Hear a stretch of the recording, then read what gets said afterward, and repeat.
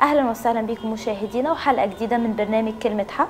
النهارده هنناقش قضيه مثيره للجدل وبقت منتشره في مجتمعنا وللاسف بقت ظاهره في الشارع المصري، وهي قضيه التحرش الجنسي اللي بيتعرض لها الاطفال والبنات واحيانا للاسف الرجال. هنلاقي عندنا ان مصر للاسف من اعلى الدول اللي فيها نسبه التحرش في الشارع، بالاضافه لان الاعمار بادئه من 12 سنه لحد 48 سنه.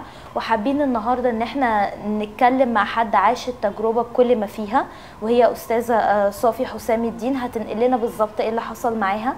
اهلا وسهلا استاذه صافي. اهلا بيكي. استاذه صافي، ممكن تقول لنا ايه اللي حصل بالظبط معاكي؟ انا صافي حسام الدين من سكان الهرم. نزلت الساعه 12 الظهر في احد الايام، كنت رايحه عند خالتي في شارع فيصل، فمشيت في شارع العريش اللي هو شارع بين الهرم وفيصل، وده شارع معروف ان هو حيوي جدا. مفهوم. لقيت احد الاشخاص ماشي ورايا لمسافه طويله، واول ما بدا يحاول يضايقني من جسمي من ورا، كان معايا الكتريك في شنطتي، طلعته وصعدته بيه. بعد كده الناس بدات تتلم وبدات تلوم عليا. ليه عليكي ليه؟ كده قالوا لان هم شافوني وانا بصعقه، ما شافوش هو عمل معايا ايه. اوكي. فقمت اتصلت باهلي جولي، واصريت ان انا اخده ونروح على القسم نعمل محضر.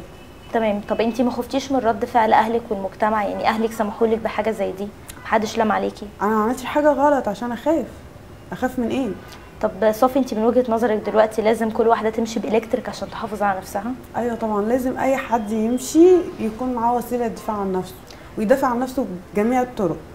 طب صافي، لما رحتي القسم احكي لي الموضوع مشي ازاي؟ هل حاولوا يعملوا صلح، ولا تم ان تلاقيتي ناس تدافع عنك وعملت لك محضر، ولا حاولوا الصلح؟ لا، هو بصراحه كانت كل الناس بتحاول ان هي تخلص الموضوع. ما كانوش متعاونين جدا في القسم. عايزين الموضوع يخلص، سمعتك، شكلك، كل الحاجات دي. بس انا اصريت على موقفي وما تنازلتش عنه، واصريت ان انا اعمل له محضر وان انا ارفع عليه قضيه. طب صافي، قولي لي، تقدري تقولي ايه لاي واحده بتتعرض للتحرش يوميا؟ ما تسيبش حقها، ما تسيبش حقها، ما تنازلش عن حقها. ميرسي قوي يا صافي، ميرسي.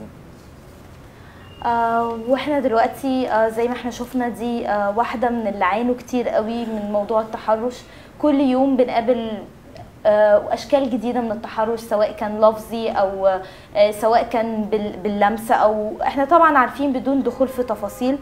بس احنا دلوقتي بنسال نفسنا سؤال واحد: ايه الحل؟ ايه الحل؟ يا ترى الحل ان احنا يبقى عندنا بوليس زي زمان، زي العسكري اللي ماشي بصفاره، اللي كان بيحمي الشوارع، بيمنع الناس ان هي تقوم بجرائم سواء سرقه سواء اغتصاب او تحرش، وجميع انواع البلطجه اللي موجوده في المجتمع دلوقتي؟ ولا الحل ان احنا من جوانا نتغير عشان المتحرش ده يفكر كويس قوي ان دي اخته او امه او في يوم من الايام هيجرى لها كده؟ دي حاجه محتاجه ان احنا كلنا نقف مع نفسنا.